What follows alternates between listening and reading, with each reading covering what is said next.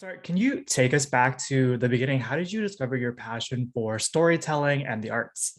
Like ever since I was a kid, I've been like super into like just stories. Like I you can't really see my entire room, but I have like poster scrolls everywhere and nerdy stuff. But yeah, I've basically always kind of just been into it. It's comics, manga, all that stuff. So I like to draw, but I wasn't like I have crazy respect for artists who, especially like illustrators, because it's a really brutal job, really, to draw on day in day out for hours and hours a day.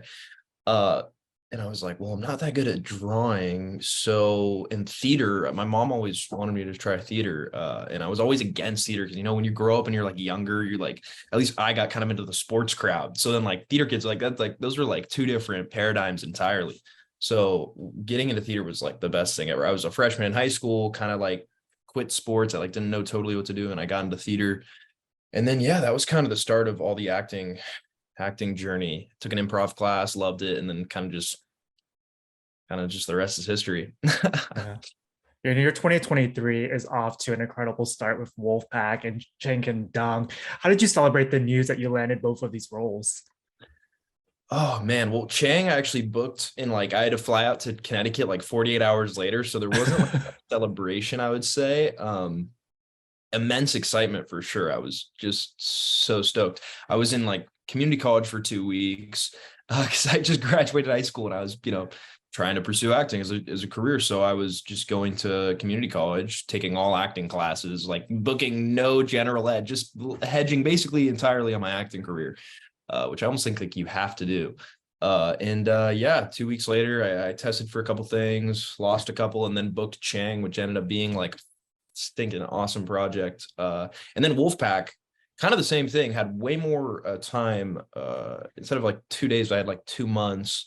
Got the news in like I think like late July, and I was out there. Okay, so I had like 1 month. I had like 1 month for Wolfpack, but it was super intense because I was told by Jeff to like get no sun. He's like, look as pale as possible. He was like, get as jacked as possible. Like basically, he's like, I want you to gain 10 pounds of muscle. So I was like, okay, well, in a month that seems like a kind of difficult task, but I will give it my best. And yeah, that's why I really hope we get season 2, very superficially, but we've all been in the gym so much. I had like a month and a half to prepare for Barren, but now it's been like 6, 7, 8 months. I think, yeah, I almost want season 2 because everyone's gonna have crazy transformations. Like I lift with Tyler and Armani and Zach and Rainer all the time, who are the other kind of males in the show. Yeah.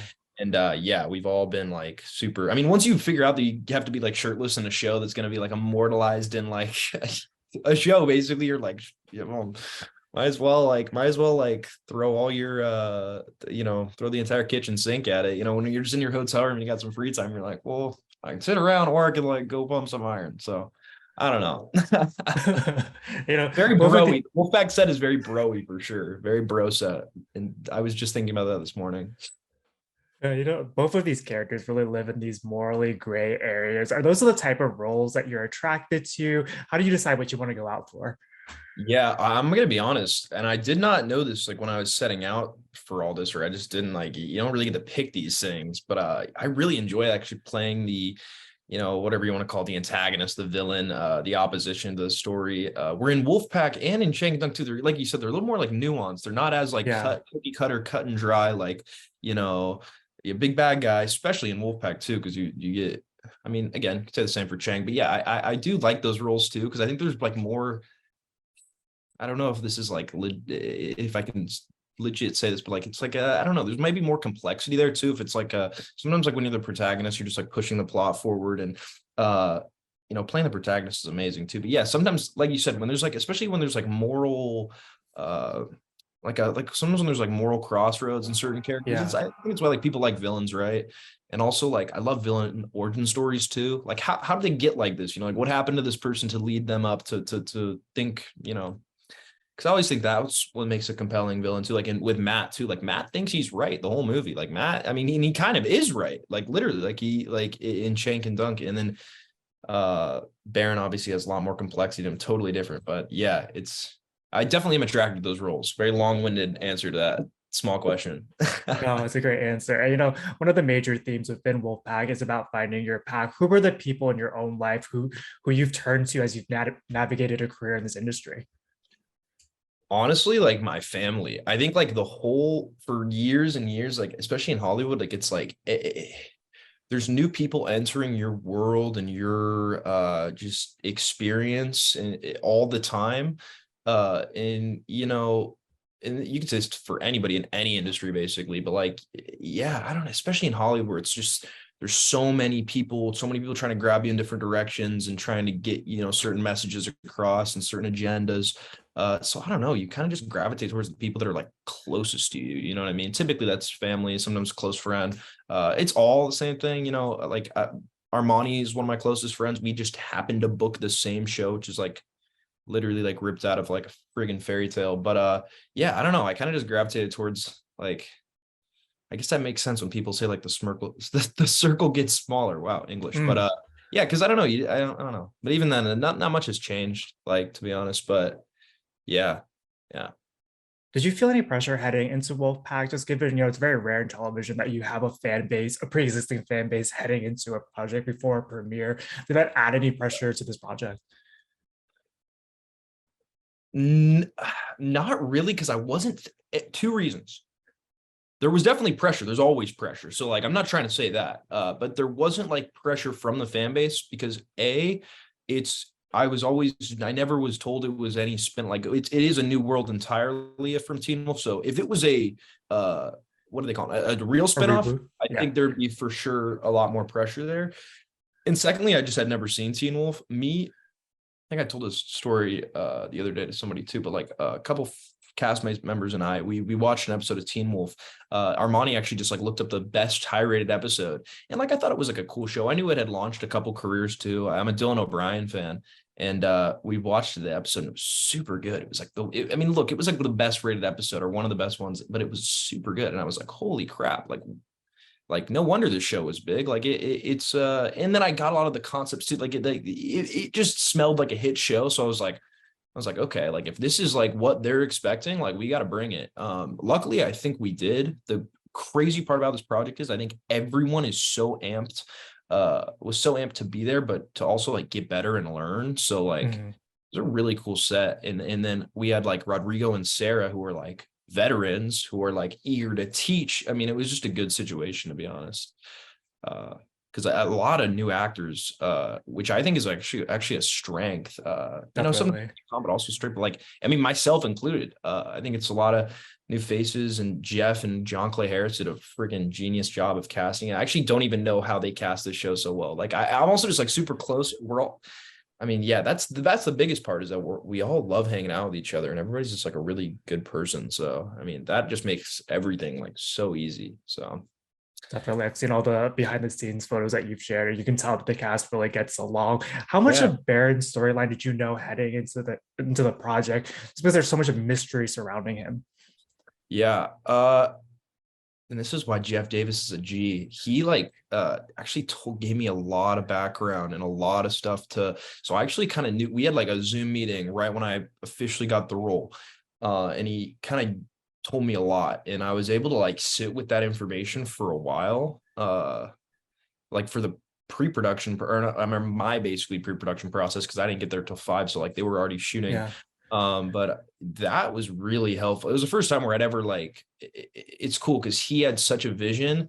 And yeah, I mean that's the thing with like the last episode too. I mean, he had such a I don't know, there's just such a vision. Everything in the show happens for a reason. I still think that, especially in like season 2, and if it keeps, you know, continuing to grow, people are gonna realize like, oh shit, like what? Like every little like he doesn't really like wasting a word, which I love personally. yeah. I mean, that's just like good writing, right? But yeah, yeah. I forget even what the original question was. I went on such a little tangent there, but yeah, No, it's that's a great. the cast is just being there. It just feels crazy. It's like your friends. You're just working with your friends basically. So it's pretty great. Barron has a lot of internal struggles that he's often not able to express verbally, and you handle that journey with so much nuance. How did you create the space for yourself to dive into that arc? And is it more or less challenging to express those emotions when you can't rely on dialogue? You know, sometimes it's nice when you can't rely on dialogue because it's not written for you. So like you get to color in the like you get to Mm, almost like color in the lines in between like what the context of the story is, your character, why you're there, what you're doing. Like we really get to bring, you know, how you interpret that material. Um And that's like kind of like what makes any performance is so unique, is kind of like how somebody goes through that process. But yeah, when I was told to like not get any sun, and it was also like a record breaking freaking summer in California. It was like 110 for like 2 weeks straight when I was like I got the job and then I was told to stay out of the sun, and then it like record broke California heat. So I was like straight up just like I would wake up at like 4 a.m., get like everything I needed to do done, like out in the world out of the way, and then come back by like 9 a.m., which is like plenty of 5 hours. Like, man, I'm not even usually out that long. I've been doing errands anyways. But yeah, coming back and then just hobbiting away in a dark room. And that's kind of what I did in my hotel a lot too. When I would read especially when like we'd get all these episodes weekly, right? So we'd be shooting 5 and then we hadn't got 6 yet. And then we would get 6. We'd all read it. We'd all freak out. We'd all talk to each other like, yo, oh my God, like what up? Especially like 7 and 8, where it was like, whoa, like shit was just getting crazy. Everyone thought they were gonna, like, people thought they were gonna die. I thought people thought I was gonna die. Like, it kind of made sense. Like, it was kind of all over the place. But yeah, it was just a crazy experience all around. And just the sitting in a dark room for Barren, though, point I'm making is when you read those scripts and I've noticed that like when you read that script the first time, I'm a very like instinctual actor. I like think that you need to like trust your instincts. I mean, at the end of the day, it's really all you bring to the table. I mean, at the point, a lot of people can act, right? You meet a great actor, but it's like what has happened in your life that makes you up to what is it, like every single decision in your life has led up to you deciding this in this moment right here. And what I've noticed is when I read a script the first time, I just get like a massive, I mean, you read the first time, it's like your raw instincts are just flooding your head. And the way it's written too, and the way it's in the script, where it's like, I mean, Barron, I had so much like meat and potatoes that Jeff was giving me, like with the 7 dream sequence and the 8, where the first basically 15 minutes was just like sweet. Cause yeah, and then playing all the 4 different characters. That was one thing he did tell me super far in advance. The first time I ever talked to Jeff was that like, there's going to be this scene in 8 where you're going to play all 4 characters. It's like, so start studying all of their performances. So that was a really cool part too, which is like, it's just crazy because like it's just such a privilege. It's just like something I've always wanted to do, is like a director that also like really will push and go push the boundaries, which I feel like we kind of did too. And a lot of the aspects of the show, like with Harlan as his character entirely and Cyrus' love story, I mean, he's bringing stuff to the screen that I personally think is like really new and like refreshing and original. Yeah. But Yeah, we'll and see. you also got to Definitely got a lot of crazy stuff cooking too. So anyways. Yeah, and then I read that when you're preparing for a role, part of your creative process is ingesting other media. What helps shape Barron and Wolfpack and Matt and Chang and Doug? Matt and Chang can dunk Succession. I was watching it all throughout the I think it was like what, season 2 maybe it was I shot that movie in 2021, but was so inspired by Succession every single day. Like I would work, and then anytime I would have off, I'd be watching Succession. I was also binging it for the time. A friend of mine, Zelda, who's a writer, who's a young ended up like giving me the recommendation. And I was like, all right, I gotta watch the show. Totally blown away. So Chang was Jeremy Strong mainly, and then Wolfpack. I was watching a lot of anime for Wolfpack. I thought Barron was such a anime-esque comic booky character. I was consuming a lot of other forms of media that aren't TV, which I've also realized is amazing. I mean, look, to your point, it's exactly right. Like ingesting other forms of media like this, Naruto, Masashi Kishimoto, I think is like one of the greatest storytellers of all time. Like not even close. But yeah, I think wherever you can find that inspiration, whether it's a book or a comic book or a TV show or a movie, like, yeah, it kind of goes back to the point, reading that script the first time, like wherever you can find, yeah, that pure burst of inspiration is like, is definitely like makes it almost like I said at the very beginning about how there's always pressure and there's always, it makes that's what makes it all like worth it, and what makes it like worth even doing in the first place. Because you have that fear of everything that's going to happen, but then you also have that of like, why am I even doing this? Like, I'm trying to tell a story here. And then you get inspired. I mean, at least when I get really inspired by a story, it almost makes me want to, it almost wants you to like tell a story. So it's almost like spark something inside you. Like I always would watch sports as a kid, and then I'd want to go outside and then recreate the same plays and catch that game-winning ball, hit that game-winning shot, But anyways, yeah, that's just a little glimpse. And but I do totally agree. I think at least I find my inspiration in other media basically every day. Yeah, that's awesome. both of these roles are kind of your biggest to date. Did anything surprise you about either of their experiences? What did you learn about yourself? I mean, one was like the first big budget movie, and the other was the first TV show period. So they were Yeah. all like very new experiences, as you can imagine. Chang was so many new experiences. I had just done an indie film a month before, and then I was on this big Disney set. Just yeah, just every day was something new, to be honest. Every day was, I mean, everything was just a new experience. And TV too with Wolfpack, amazing.